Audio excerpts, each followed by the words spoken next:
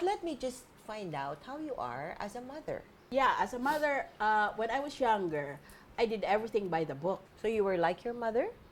Did Uh, you expect your no. children to? No. I turned against everything that my mother applied to us Ah. because I felt that it was too demanding and no person can possibly live up to those demands. Yeah. And didn't ever want my children to suffer like I did. I just told them, if you pass your grades, I'll be happy. It is more important to have a happy life than to have a successful life, because success you can define in many ways. Just being happy is a success in itself. I was a very demonstrative mother. Talaga? I would hug and kiss all the time, Oh. and my children would go running away from me and say, "Dad, stop her. She's manic." But I never had time for them Oo because nga. I was so Paano? busy.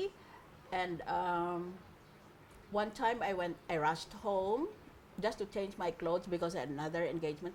My youngest son, whom I later lost, was home that day, and he was very happy because he thought I was already free, only to realize that I jumped back into the car. And then he was so mad at me, he shouted after me, "You're not a real mother.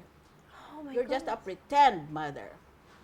Wow. Yes. And that hit you, huh? Of course. And there were many times when there were parental activities in school when I was always late, and my son would stand there forlorn and alone, and then he would light up when he would see me. I was always running from place to place. I couldn't help it.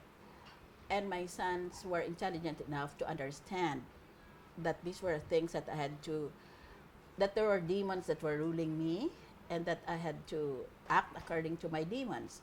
Pwede bang masabi that there are also regrets in your life despite all the achievements to your name? No?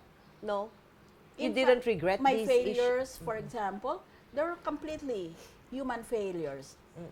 There's no such thing as a person who has never had a failure. So if I had a failure, I just say to myself, well, you had it coming to you.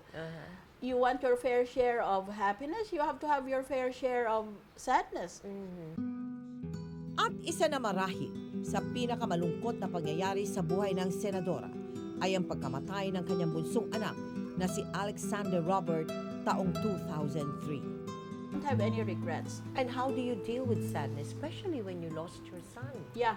Well, of was course, drove me terrible, out of my mind. Of course. It's ineffable. You cannot put it into words.